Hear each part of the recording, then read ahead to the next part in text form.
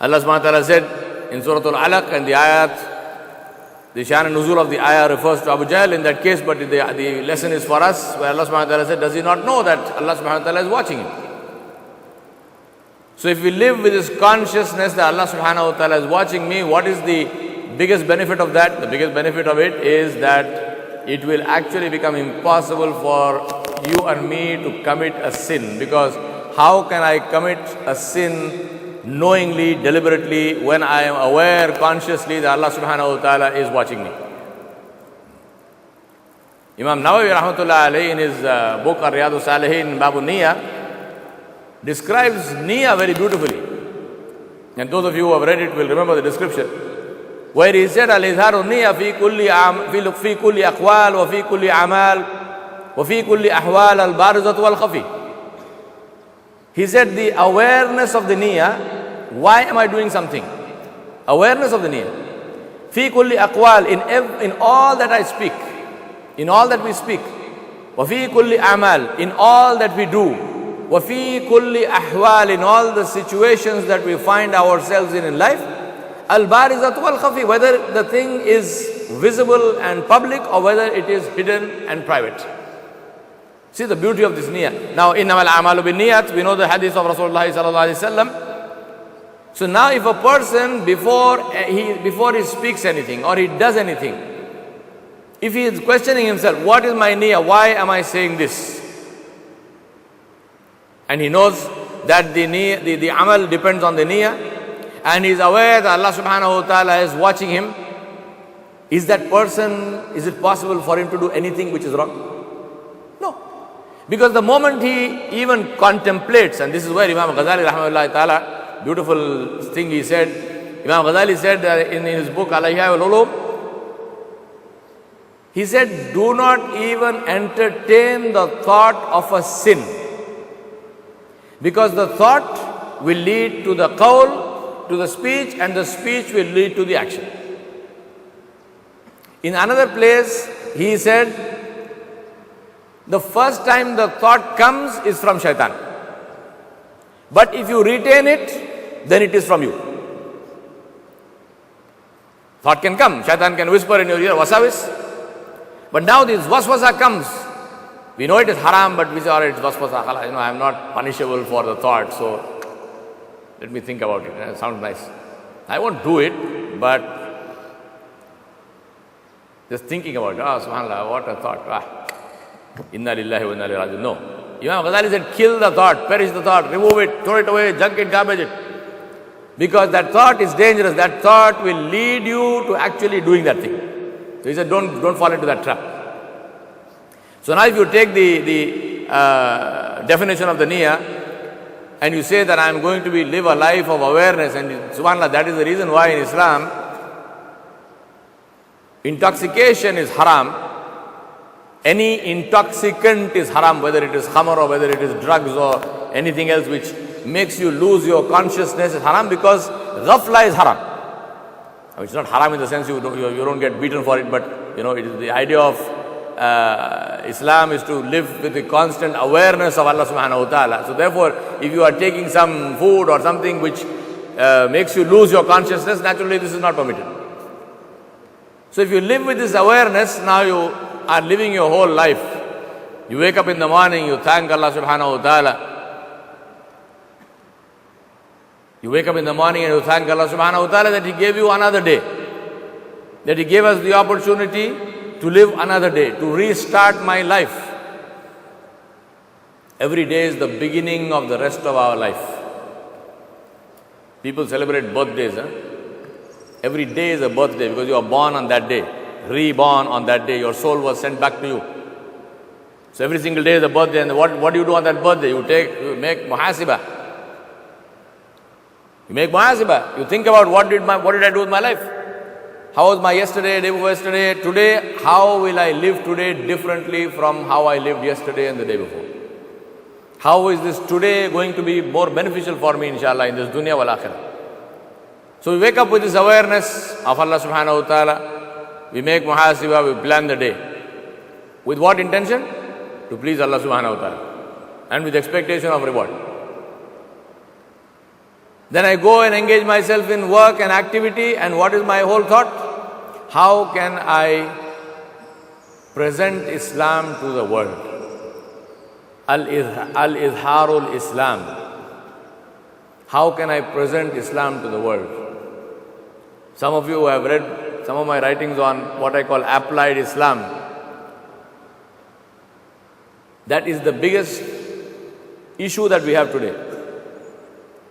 Many of us are like walking libraries. We have got books and books and books in our heads. But in practice, there is a problem sometimes. Applied Islam. And that was the application of Islam which drew people to Islam. We talk about the akhlaq of Rasulullah sallallahu alaihi wasallam. What is the akhlaq of Nabi sallallahu alaihi wasallam? Is the application of Islam. The famous hadith of Aisha radiallahu anha, where somebody asked her, please tell us something about the life of Muhammad sallallahu alaihi wasallam. She said, don't you read the Quran? He said, yes, I read the Quran. He said, that was the life of Rasulullah sallallahu alaihi wasallam. He was the walking Quran. There is a beautiful story from the seerah of the time of Hunain, when Rasulullah sallallahu alaihi wasallam was going after Fatah Makkah, when he was going to Taif. And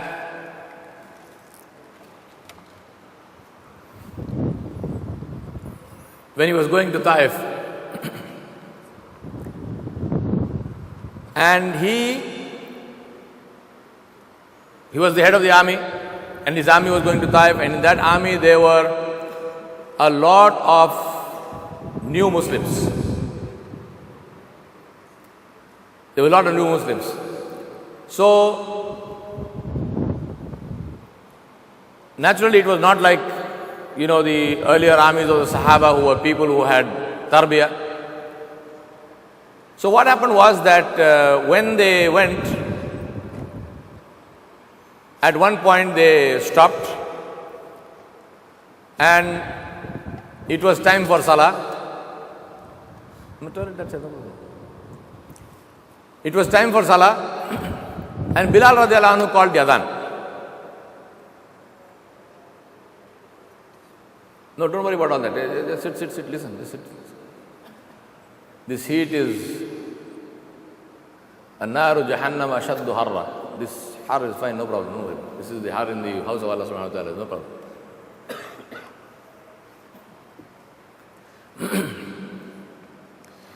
So I was telling this story from the seerah of Rasulullah sallallahu alaihi wasallam and the akhlaq of Muhammad Rasulullah sallallahu alaihi wasallam and the effect of that.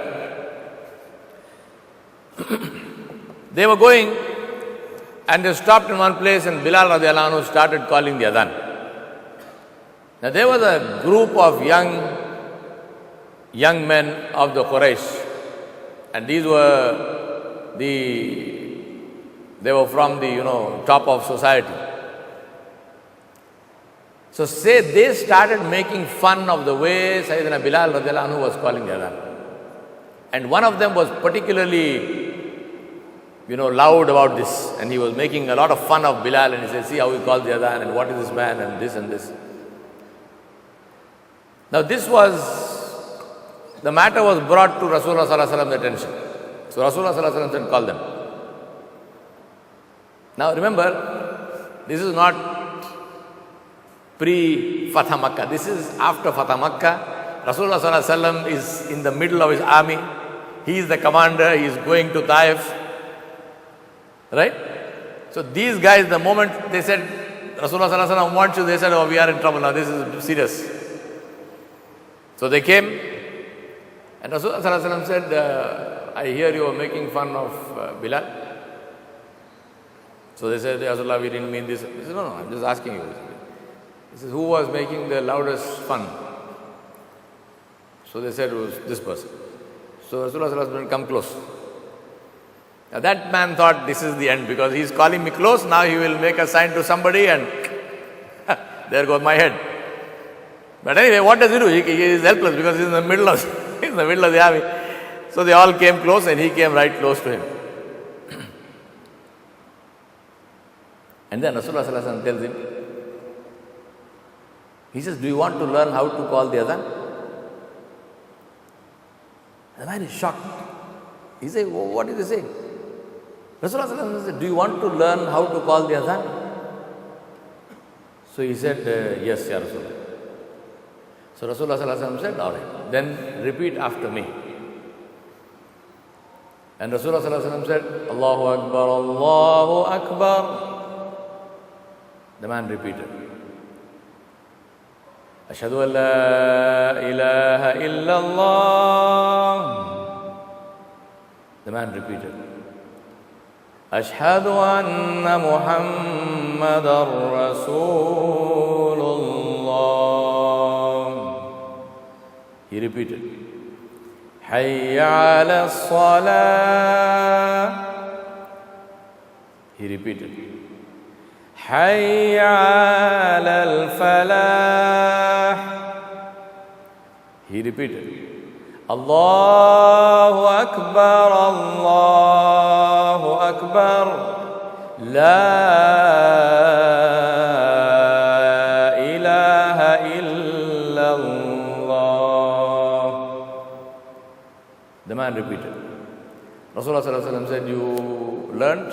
And of course, I only this is not the exact adhan of Rasulullah. He said everything twice and so on. But so he said, you learned? He said, yes, I learned. He said, repeat. He repeated. He called the adhan. Then the man said to him, see the effect of akhlaq. Who is this man? He is one of the big shots of Quraysh, young man. And he is the man who was making fun of Sayyidina Bilal radiallahu anhu. After learning the adhan from Muhammad Rasulullah sallallahu alaihi wasallam, the man says to him, Ya Rasulullah, I have a request. He said, what's the request? He said, Ya Rasulullah, Bilal is your muazzin in Medina.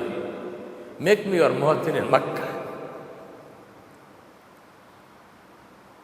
He said, give me the responsibility. Make me your muazzin in the Haram. Ajib, eh? Rasulullah sallallahu alaihi wasallam said, you are the muazzin in Makkah. And the writers of the Sirah said the man died at the age of 99 or something like this. And he said every salah, he used to come to the masjid early, he used to make wudu, he used to make tawaf, and then after finishing tawaf, he would make 2 rakat salah, and then he would go and he would call the adhan. He did that for every salah, every day, for the rest of his life. This is applied Islam. This is applied Islam. Rasulullah could have ordered the man to be executed. Who would have criticized that? He could have ordered the man to be beaten up. Nobody could have criticized him. He could have done that. He was the Nabi of Allah. He was the commander-in-chief of the army. Who was there to question? What did he do? The way he responded to a man who was hostile to Islam was such that it completely turned the heart of the man towards Islam. Totally. Purpose we have been created is to worship Allah subhanahu wa ta'ala. How do we do that? By practicing Islam 100%. The morning begins with that. We go to work, it begins with that. In the workplace, how do we work? We work with the consciousness that Allah subhanahu wa ta'ala is watching us. So we do the best possible job that we have been asked to do. We take time off for salah, but we do not come to the masjid from the workplace, and in Salatul Zuhr, we do not recite Suratul Baqarah in the first ayah and Suratul Al Imran in the second ayah. Some people take 45 minutes for Zuhr and 45 minutes for Asr. And they take 3 minutes for Fajr, and they take 2 minutes for Maghrib, and they take 3 minutes for Isha, because that they are praying on their own. Yeah? But Zohar and Asr is during the work time, so subhanAllah, you ask them, what are you doing? I was Salah. MashaAllah, MashaAllah, Salah. We don't do that. We work with honesty and sincerity. Why? To please Allah subhanahu wa ta'ala, not for the boss. Not for the boss. To please Allah subhanahu wa ta'ala, to present a picture of Islam to the world and say, who is a Muslim? Here is a Muslim. The best employee,